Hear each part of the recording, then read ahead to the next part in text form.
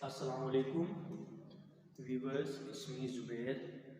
In today's video, we are going to discuss the summary of The Lord of the Flies in Urdu. इस novel में William Golding ने इंसान की असल रूप और इसकी फितरत बयान की है और ये सवाल करता है कि इंसान दरअसल वहशी और लालची है और नेकी की बजाय बुराई उसकी फितरत का हिस्सा है।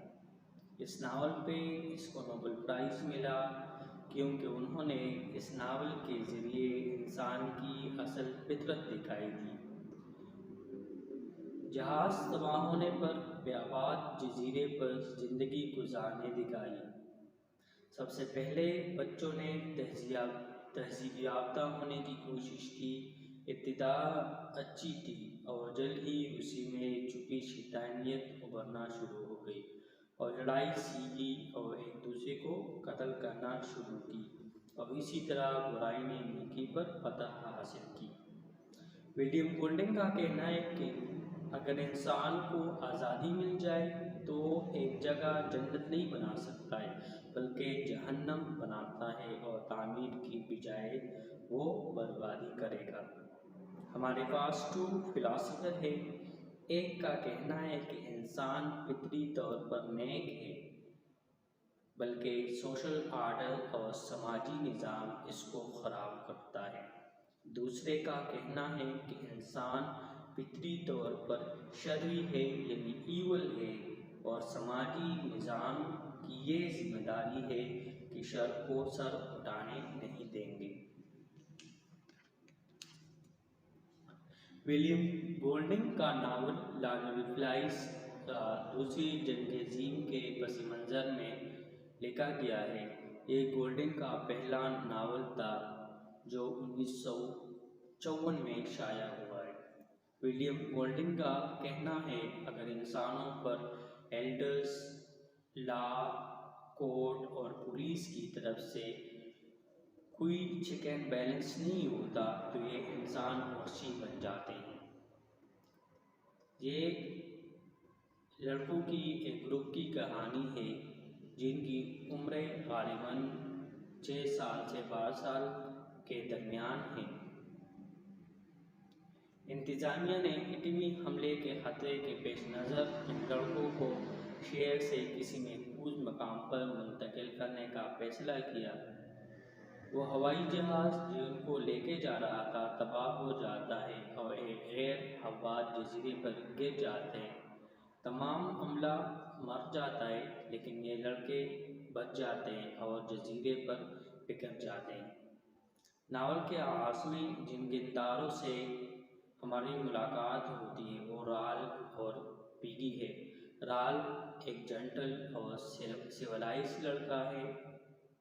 पिगी एक मोटा लड़का है और चश्मे लगाता है और आस्मा का मरीज़ है। वो अपनी बातों से ज़हीन नज़र आता है।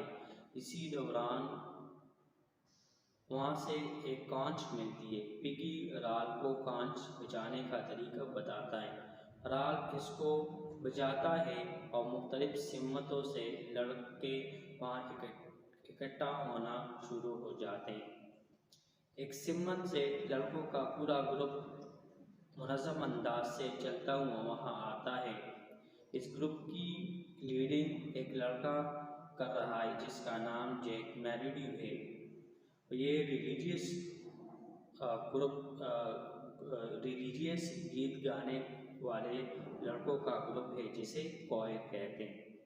तमाम लड़के सूरत हाल पर तबसरा करते हैं और अपना एक लीडर चुनने का फैसला करते हैं क्योंकि वहाँ पे इस जजीरे पे सारे बच्चे होते हैं। तो उस सिस्टम को चलाने के लिए उसने महसूस किया कि सिस्टम को चलाने के लिए हमारे पास एक लीडर्स होती है। तो उस लीडर के लिए जेक ने खुद को इस ओहदे के लिए पेश करता है। राल अपने आप को पेश करता है लेकिन लड़के राल को मुंतखब कर लेते हैं। इस पर जेक मायूस हो जाता है।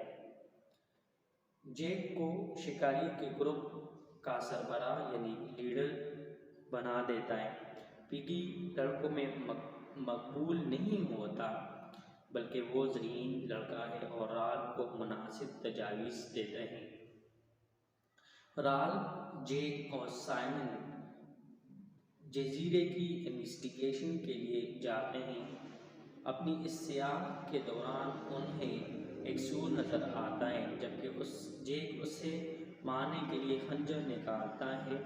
वो उसे मारने में हिचकिचाहट का मुजाहरा करता है और इसी तरह जानवर भाग जाता है। जब जेक दावा करता है कि वो आइंदा इस काम में हिचकिचाहट महसूस नहीं करेगा। वापसी पर लड़कों का इजलास बुलाता है राल और तमाम सूरत-ए-हाल अपने सामने रखता है और मंदरजे झेल फैसले सुनाते हैं। फैसला नंबर, बस इसमें सिर्फ वही शख्स इजलास में बात करेगा जिसके हाथ में कौंच होगी। जिसके पास कौंच नहीं होगी उसको कोई हक हासिल नहीं कि वो इजलास में बात करें। रेस्क्यू टीम की रहनुमाई के लिए पहाड़ पे आग रोशन किया जाएगा। और थर्ड नंबर जो बात उसने इस इजलास में की वो ये थी कि शेल्टरिंग का काम किया जाए, यानी घर तामीर किए जाए। इब्तिदा में लड़कों को पूरा यकीन होता है कि उन्हें बचाने के लिए जल्द ही रेस्क्यू टीम भेज दी जाएगी। वो जजीरे पर अपने क़याम को तफरीह का मौका समझते हैं। राल इस बात पर जोर देता रहता है कि उन्हें जजीरे पर आग रोशन रखनी चाहिए ताकि अगर कोई रेस्क्यू टीम आए तो उसे तलाश करने में आसानी हो। चनांच पिगी के चश्मे की मदद से आग जलाई जाती है। वक्त गुजरने के साथ साथ लड़कों को जजीरे पर कई मुश्किलात का सामना करना पड़ता है। एक तरफ छोटे लड़के जजीरे पर दरिंदों की मौजूदगी महसूस करते हैं तो दूसरी तरफ वो जंगली खुराक खाने से बीमार हो जाते हैं। राल, जेक में जजीरे पर ज़िंदगी गुजारने के हवाले से भी इख्तिलाफात शुरू हो जाते हैं, क्योंकि पहले ही स्टार्ट में जेक को लीडर बनने का शौक़ होता है और लीडर बनने के लिए वो हर किस्म की कोशिश करेगा। इसी तरह वहाँ बदनज़मी और इंतशार फैल जाता है। जेक और इसके ग्रुप के लड़के शिकार में ज़्यादा दिलचस्पी लेते हैं और इसी तरह आग रोशन रखने का इंतज़ाम नहीं करते। एक दिन जब वो वहाँ से एक बहरी जहाज़ गुजरता है तो वो लड़कों की मौजूदगी का नोटिस नहीं लेता, क्योंकि आग वहाँ पे बुझ जाता है, इसलिए उसे कोई सिग्नल नहीं मिलती। इस पर राल और जेक में नाराज़गी हो जाती है। राल जेक को इस गैर ज़िम्मेदाराना रवैये पे डांटता है। जेक पर इसका कोई असर नहीं होता, बल्कि वो उसे राल की नाअहली और कायराना सलाहियतों की कमी कायराना सलाहियतों की कमी के तरह के आप में कायराना सलाहियत मौजूद नहीं है। ये जंग का दौर है, इसलिए एक दिन एक जंगी जहाज़ वहाँ तबाह होकर गिरता है और इसका पायलट पैराशूट ना खोलने की वजह से गिरकर मर जाता है। सैम, एरिक जो दो जुड़वा भाई हैं, तारीकी में पायलट की लाश को दरिंदा समझ लेते हैं। राल, जेक, रॉजर तहकीक के लिए जाते हैं। लाश देखकर भाग उठे। जेक राल को बुज़दिल होने का ताना देते हैं और लड़कों को लीडर का दोबारा इंतखाब करने का कहता है कि राल में लीडरशिप की क्वालिटी मौजूद नहीं है। हमने अपने लिए एक ऐसा लीडर चुनना चाहिए जो नाडार हो, इसमें सारी क्वालिटीज़ मौजूद हो। लेकिन लड़के फिर राल को लीडर बना लेते हैं। इस शिकस्त के बाद जेक अपने लिए एक अलग ग्रुप बनाता है और हिस्सा हिस्सा तमाम बड़े लड़के इसके ग्रुप में शामिल हो जाते हैं, क्योंकि जेक ग्रुप में आज़ादी है और लड़के वहाँ पे आज़ादी पसंद करना चाहते। दूसरी तरफ राल का ग्रुप है तो वो एक मुनज़्ज़म अंदाज से ग्रुप को चलाता है, हर चीज़ पे गौर व फिक्र करता है, तो इसलिए वो लड़के जैक का ग्रुप का रुख करते हैं। जैक और इसके कबीले के लोग मशहूर की तरह चेहरे पर रंग वगैरह मिल लेते हैं और सूरों का शिकार करते हैं। वो लोग एक सूर को ज़बह करके उसका सर एक चूड़ी पे लटका देते हैं। इसी तरह वो वहशी कबाइलों की तरह दरिंदे को कुर्बानी पेश करते हैं। इसी दौरान साइमन जो एक सूफी लड़का है वहाँ जाते हैं और तस्वर में डॉक्टर रिप्लाई से बात करता है। पहाड़ की चोटी पर जाता है, वहाँ पर इस पायलट की लाश उसे नज़र आती जैसे लड़के दरिंदा समझ रहे होते। साइमन लड़कों को दरिंदे की असलियत बताने के लिए नीचे दौड़ता है, लेकिन लड़के जो सूर की शिकार के बाद खुशी की तरह नाच रहे होते साइमन को दरिंदा समझ लेते हैं और साइमन को मार देते हैं। आहिस्ता आहिस्ता राल के साथ ही इसका साथ छोड़ने लगते हैं और जैक के गैर मुहज़्ज़ब कबीले का हिस्सा बनते हैं और आग जलाने के लिए पिगी का चश्मा चुरा लेते हैं। जब पिगी अपना चश्मा वापस मांगते हैं तो रोजर उस पर चट्टान का एक बड़ा सा पत्थर गिराकर उसे मार देता है, जबकि सेवन और एरिक को ज़बरदस्ती से अपने कबीले का रुकन बना लेते हैं और राल को भी कत्ल करने की कोशिश करते हैं, लेकिन राल वहाँ से भाग निकलता है। अगले दिन वो राल का शिकार शुरू कर देते और उसे पकड़ने के लिए जंगल को आग लगा देते।